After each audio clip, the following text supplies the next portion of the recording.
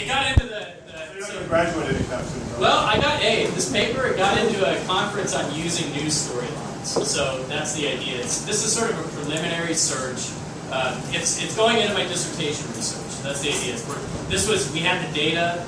It was associated with the data we were using. So if we just fed it in real quick, kind of saw what happened, wrote a paper. It was very appropriate for this workshop in Beijing at ACL. So I'll be going there in 10 minutes. So that said, yeah, I'm a PhD candidate at Georgetown. My committee, Tony Davis, he's here. Amir Zeldes, he's also here. Nate Chambers is not here, but Chris had him announce a job for him. So, and Tony's actually the co-author on the workshop paper here. So I've worked most closely with him on preparing this research. I'm also doing some contract work with Dan Broderick and Jonathan Hare on some legal stuff. I made me sign an NDA, so I can't tell you anything more than that. But that said, it's good stuff. Interesting and stuff will come out of that. So anyway, let's talk about narrative schemas. What's a narrative schema? It's sort of an abstraction of narrative knowledge. Well, what's narrative knowledge? If you have a bunch of events that occur in sequence of each other, so you start out, I'll give you an example on the next slide here, but we basically take the dependency parses, so what's the subject of the sentence, the object, and how are those connected to each other? How are different objects connected to each other in different sentences? We take those and we turn it into some kind of knowledge. And what I'm trying to do is actually take this stuff. A lot of work was done on this. Chambers and Jurafsky in particular is who I built off of, but as I got the footnote here, see the ACL paper, there's a lot of people who worked on this. There's a lot of work going into it. It'd be cool to see something practical come out of this application. So, it's an example here, and I just pulled this out today from our data set. This guy, this was actually a news story from the NYT about a guy who was shot and lived. He went to the place back where he was shot. They kind of drove by and he looked at it, commented on it. But they're kind of re-summarizing the story here. Traffickers opened fire on him and wounded him. And you can see that these are linked through the coreference chains. That's what this color means. These colors mean they all appear in the same schema, which is what I pulled up before looking at this stuff. So the idea is, if we see these a lot, if we see someone fire prep him, and we see wounded him as an object, when you see those a lot, you get statistics about it, and you can make inferences about how these should come together, and you end up with something like this when you're done. So this is an example of a narrative schema, one I used while searching through here. And we've got kill, wound, fire, shoot. They all kind of appear in sequence. This set of squares here, these are persons. These are also persons. So one person shoots another. You can see here this fire on. It's in the preposition slot. So fire on, fire at. All of these kind of get lumped together. This is the object slot. So whatever the object happens to be. If someone was wounded, they end up in that slot. Whereas someone wounds someone, they end up in the subject slot. So what do we do with these things once we have them, once we've actually extracted them from the data? Let's find out. That's what. And in particular, the kind of first step here, since we have this data, it's convenient. We're going to see. It seems to have something to do with document categories, right? If I say there's a document category, murders and attempted murders, you say this probably has something to do with murders and attempted murders, right? I mean, you're shooting and killing people, that's pretty indicative of murder. So, not to be morbid, but let's see if that association actually pans out, especially in our data. So there's sort of two goals here. I mean, again, to reiterate, can we use these for document classification? And how do their schemas, if it doesn't work out, let's go to the fallback. What does this interaction tell us about the schemas themselves? Kind of referring to how can we use them for some kind of task. So that'll be this whole dissertation right there. That's what I'm going for, right? And so the kind of outline here, I'm going to talk about how we generate schemas in terms of the score, this and that. How we use schemas to, once we have the schemas, how do we get features out from those schemas that we actually use for classification. There, I'll talk about different baselines I've set up in order to kind of figure out what about the schemas is actually interesting, what's having the effects that we're seeing in the classification results. And then I'll show you those results, and there's a couple slides with discussion stuff. So as far as schema induction, so in order to generate the schemas, there's sort of 3 steps. One, you do data selection. So you got to have some kind of corpus you're looking at. In this case, we're looking at the GIS data. And this was actually before the events that have kind of panned out over the last year.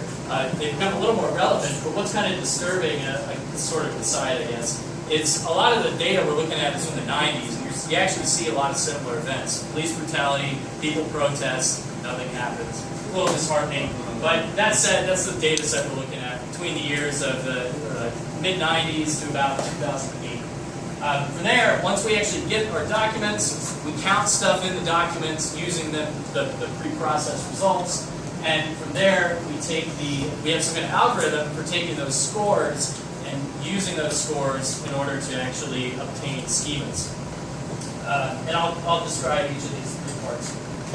So as far as selecting the corpus, as I said, we're looking at stuff about police, and the easiest way to do that is to take the string police and you get everything out of the corpus that has police in it.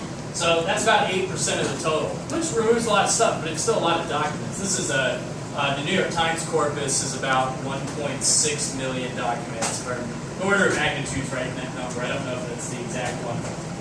But again, so that takes us from 1.6 million to 160,000. Still a lot of documents. So from there, we looked at a mixture of different categories. They had things that might be hard to sort of obfuscate, but also things that are simpler. So we got like suburbs, noise, terrorism, murders and attempted murders, frauds and swindling, cocaine, crack cocaine, organized crime, terrorism, police brutality, the whole, all the things that come along with these stories. From there, once we had the corpus, we got to pre-process your corpus. You got to stick some NLP on it, because again, I said we got to start. We have parses, we have coreference, and we have to get those out. So for that, we use core NLP, in particular the Stanford parser and the coreference resolution decoder. Now, a note: if you're going to deploy these, may I tell you, do not use the Python core NLP wrapper. Originally, I had it here. I wrote it sucks. But it really does. It's slow. It adds a bunch of noise and it crashes a lot. I got a new computer. I expected it to speed things up about 20 times. And I removed the wrapper and ran all this stuff and sped it up about 50 times. That's how much loss I had to using that particular wrapper. And what it does is it runs an instance of core NLP in like a shell, and then it goes into the interface for input. Just do a batch job from command line. That's really the right way to do it. So I brought this example up again to talk about something called caps. So what do I mean by cap? This is kind of the basis. It's not something explicitly said in Chambers and Jurafsky, but it's sort of implicit. You've got pairs, you have co-referring argument pairs associated with verbs. So here, we have fired on him, wounding him. So with wounding him, we have wound, object, fire, prep. And those together form a cap. So fire, prep, wound, object, this is a cap. And these go into the actual scoring, but this is what's counted. This is sort of the atom at the bottom of the whole system. From there, this is where these next two slides are math-heavy ones. So, but it's not that bad. It's all like addition, division, multiplication. Right here, so this is how we approximate probability. I said we count the caps. This is where we count them, right? So it's saying if we see this verb W, this verb V, with dependency D, so here like W might be like fire, and V would be wound, and then this one D is a dependency object, and G is prep. With those, we actually, this is how many times we saw that, and then this is how many caps we counted total in corpus. That's all that last line is. It's just how many things did we see. So this is how the probability is approximated. From there, we do what's called the PMI, point-wise mutual information. And what you need to know about this is you got the joint probability on top, and the probability of one verb with that dependency times the probability of that with another. Why is that special? This is equal to this on the bottom when these two factors are independent. So if they interact with each other, then they get, this will be much higher than expected from the independent probabilities. If it's less, then they repel. Now, sometimes you see negative values. Because these two things don't want to show up together at all. So Anyway, that's sort of the, this forms the basis of what we're doing. This is the scarier slide, but let me walk through it. So what we're doing here is we have this chain set score. It balances two factors. There's a particular type, so you remember on the original slide or the schema here, I mentioned, this is a person type, this is a person type. So that maximized person type, that comes from this score here. So what it's doing, it says, okay, if this person, if person maximizes this chain, so it looks at the chain that exists in the schema. We're trying to add a verb to. And then it looks at, okay, with this new verb and that argument type, how does that factor in? So it tries to weight these two components. One's already there with this new argument type, and this new verb we want to add, we're scoring against the chain within the schema. Each of those chains being each of those sort of colored series of blocks in the schema. When we want to add a new verb, this is what we factor in. We weight these two factors. And then down here, this is where you actually see the sort of PMI interact is in the sim score. And what it is this is just how many times did we see that particular type? Did we see person? Did we see police? What did we see in there versus the scores themselves, or just the verb alone versus the other verb? How often do they share a co-referent argument? Okay, so once we have that score allows us to make decisions about how verbs are added to schemas. We have this other problem. When you add a verb to a schema, how do you choose which ones do you add to which schemas? And in the Chambers and Jurafsky paper, they just kind of start out with the most common verb. They start a schema with it. They go, okay, does this fit? Is it below or above a threshold? If it's below, we start a new schema. And you get a sort of an issue there. I mean, what if you have a schema down here, you really like one of those verbs, but you've already considered that verb. So instead, we kind of grow our schemas simultaneously. And we penalize verbs that want to appear in all the schemas. The reason is that protects us. If something really belongs in that schema, it will score highly. But if it's just kind of very common, we count against that. We kind of compute a broadness for how many schemas it wants to fit in before we do that computation. And one thing this process allows is more sophisticated termination conditions. So right now the schemas grow until they're size 6, and we stop. But what we want to consider here is, the possibility of if this schema, has some other condition, it could better, let us grow bigger than 6 or smaller than 6 if it's more tightly bound. So that's something that we're looking at. Now, I'll give you a hint, not in this paper do we talk about this, but there is, this algorithm improves performance slightly on the task we've been manipulating. Paper for it's under peer review still, so I don't want to let too much out. That'll be another talk, right? All right, we've got schemas now. Great. I've talked about we have an algorithm for generating them. What do we do once we have them, though, in order to apply them? And this was sort of the first step approach to this. We're going to break each schema into parts. And those parts, now, once we have those parts, those are all features we can feed into a naive-based classifier. And then what we want to do after that is, after we take those parts, we really want to evaluate what part of the schema. Is it just the events that are involved that matter? Is it the shared co-reference? Is it pairs of it? So we're going to look at that, and actually, I'll show you all the baselines we laid out, and then you can see how it actually performs. So we're back at caps again, right? So again, we're going to actually do kind of the opposite. Instead of counting caps as documents, we're now going to pop them out of the schema individually. And we're going to use that process to disentangle each cap from the schemas. So here we got a schema. Similar idea, you got a subject. This one's more arrest, search, charge, identify, find. So it's sort of the cops chasing for someone, right? And they're searching for this person, or they're searching a location for this person. They arrest the person in that location. They charge the person in that location. So again, you're seeing a sort of a, it's this common pattern. What we do is we actually go through and we break each of those relationships out. So there's a find object cap, a release object cap. So find and release, right? Now we go to the next one. That would be find and prep. Prep and identify, right? So you see that there. Find, object, prep, identify. You see something that shares a common argument between those two events and those two slots. That's what our schema says. This in our schema, if you see that, that's something that ought to take place in the schema. We've got a lot of permutations here. It goes on.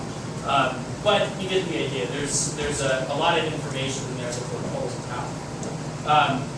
So how can we look at this more simply? What are sort of our baseline for competing against? One is just look at the events in the schema, right? You see those events in a document. You see find, release, identify, charge, arrest, or search in a document. Well, there you go. And maybe that's what makes our schema a good classifier. So we look at those. Alternatively, you can just look at pairs. So if you see a pair of events in a document, so if you see find and release, both, find and identify, find and charge, find and arrest, that's what our schema tells us should be, that's indicative of what that schema is.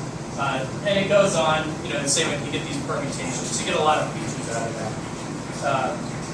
Now, the next possibility, and the sort of next step, this is very close to what our schemas actually are now. What we're doing is we're looking at what if they share co-referent arguments. Doesn't matter which slot. So let's say, don't worry about whether it's the subject slot or the object slot. If they share a co-referent argument, just count that as one of our features. And this is very similar to the document one, except when we actually look at the documents, we look at the co-reference information too. So that's something we have to factor in there. Now, as far as these are some sort of sundries on the actual thing, we're doing a one versus all classification strategy. The reason for that, what that is basically look at this category and then is it something in this category or not? The reason is the categories overlap. You can't say it's category A, B, C, or D because it could be both C and D. That's just part of the data. And then we assign feature based on the top in ranked categories. So we use those features in our training data. We look at the documents we have and we say, okay, is it the top, the best document? Just take whichever category best fits the features that are in that schema and assign all those feature values all the category values to those features. Or do we take the top 2, or the top 3, or the top 4? We'll go down, you'll see these in the plots that are coming up here about how those work. We also have 2 ways of making those rankings. There's the raw counts, so the best values, or the category frequencies. We weight by the category frequency. Actually, Amir suggested this. So they basically weight by how often you see the category. If it's a very frequent category, you weight those features down, whereas the ones you don't see a lot, you weight up a little bit. So, okay, we're in the results. What's going on here? Well, the first thing I did this last. One of the peer reviewers was like, why don't you actually compare it to a bag of words classifier? This is sort of our schema-based ones, and then this is our naive Bayes. This is like if you did a straight naive Bayes. I took every single word, made a naive Bayes classifier, and it does a lot better. I mean, it's 80% here is our best. Average is 45.8. Worst is 0. Now in worst, we actually beat the worst ones, right? So in the really underrepresented data sets, we got 3% better than nothing. I'll take what I can get. But as you can see, on average, we don't exceed a bag of words, just a typical run-of-the-mill classifier. So you can see some interesting stuff here. If you're interested in precision and not necessarily recall, so these are our different schematic classifiers. This is, if we just take the words inside a schema, this is where we start, right? This is our best precision, and our best recall is this way. And as you can see, as we go down the ranking, right? So I mentioned, let's look at the best in. Look at the best, how many counts we get for the best 2 categories, the best 3 categories, assigning those to schema values. So we get increasingly low precision performance. With the caps, we start at really high. And with the document co-presence, we're kind of in the middle.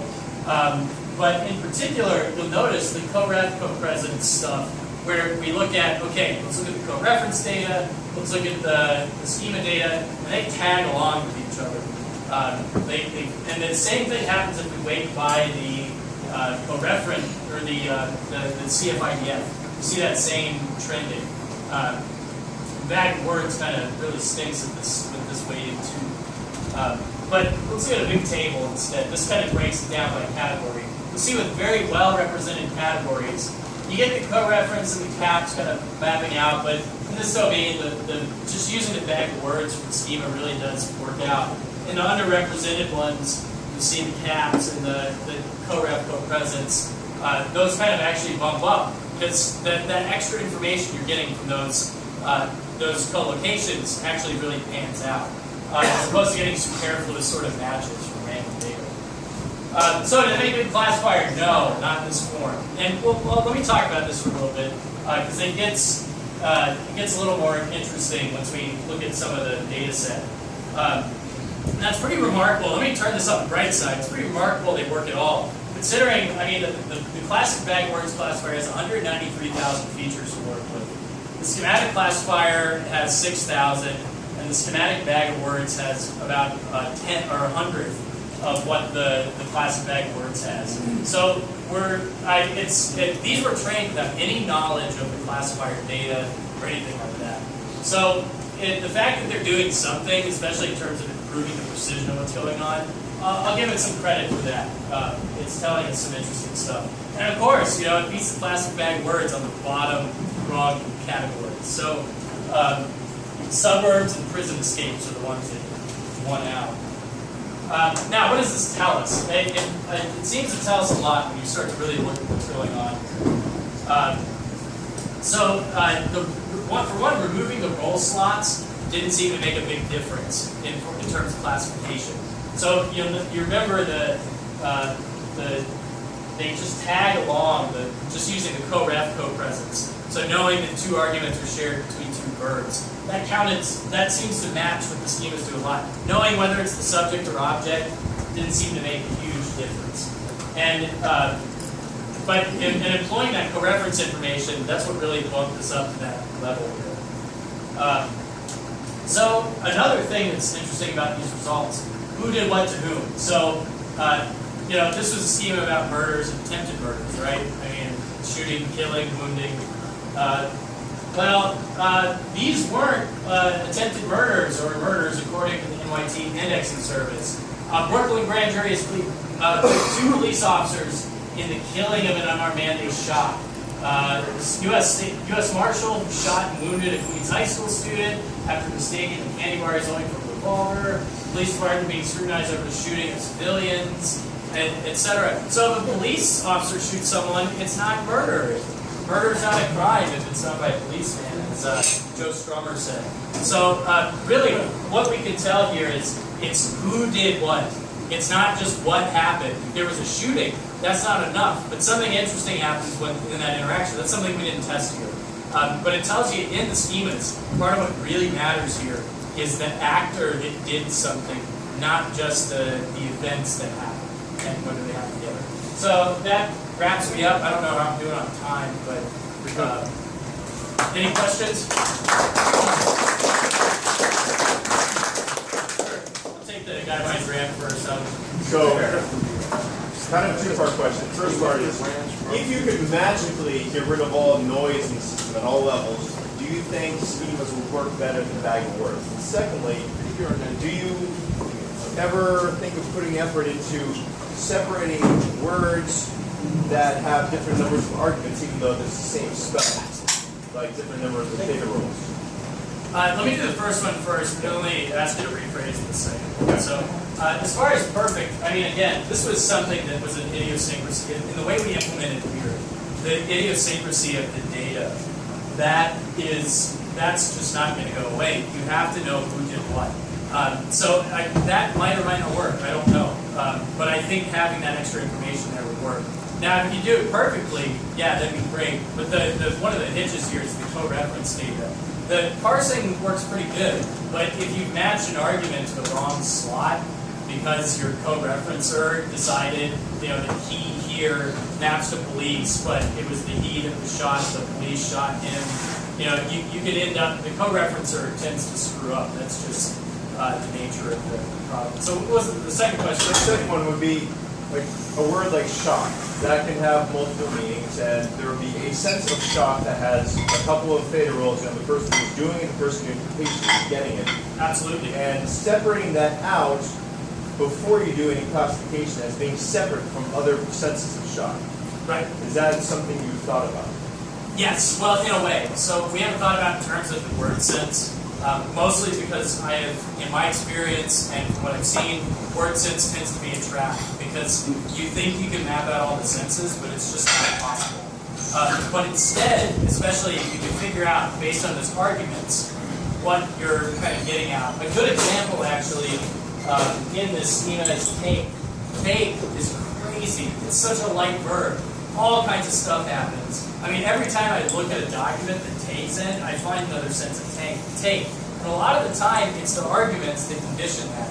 So we've talked about in the next iterations here, and I've written stuff about it in my proposal, this and that, taking that blank verb, taking its arguments, how do you roll them together into something that you can really, turn into sort of a different sense. That's something that I need to experiment with. And when you look at the data, you really see that makes a difference. So let me take Graham's question.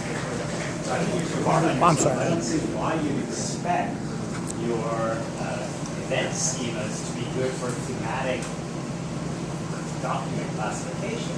So I have a question for you. I mean, why would you expect that? Well, this one, shoot, fire, kill. It's at such a higher level, but it's fire killing. It's about terrorism, or it's about crime, or it's about it's at a much different level. So my question to you is: have you looked at whether you've done any clustering, and whether the clusters that use the same features as you're using are clean clusters? So it might be that the classes that your features are good for are just different classes. Right. That are at slightly more fine-grained level. Have you done it? No, that's a good idea though. I hadn't even thought of that. Like you take the different features and just see if it's a different proxy kind of going at the same, I guess we're kind of going at the same thing at different angles here. That would be really good to tweak. The nice thing that would come out of it is maybe the classes that you find would be interesting for another application because the classes in the New York Times find they're really high level, they're very general. And maybe your classes would be more fine-grained and much more interesting for somebody who has the right. Well, also exhaustive too, right? I mean, that's another thing. It's like you might say like terrorism and killing versus terrorism and planting. Those are very different sort of co-locations. So yeah, that's worth looking into actually. Over here, yeah. Okay, I was wondering about what you're doing about synonyms. If you only have a groups of 6, and then if you're packing your synonyms in there, you can't have multiple.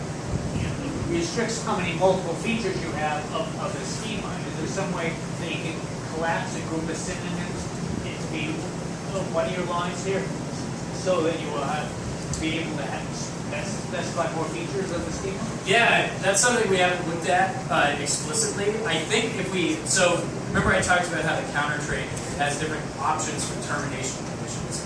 And right here, firing and shooting, right, synonyms, they have different slots. But we could sort of implicitly get those synonyms in there. Especially if we had longer, right? So if we have a longer schema, we're going to gather the synonyms, especially if they're used in very similar ways, with similar arguments. That's something we might be able to grab in there. So we're not explicit, in that sense, with this system, some small tweaks, we wouldn't be able to explicitly exploit synonyms, but instead to kind of gather the synonyms unsupervised from the data that is there.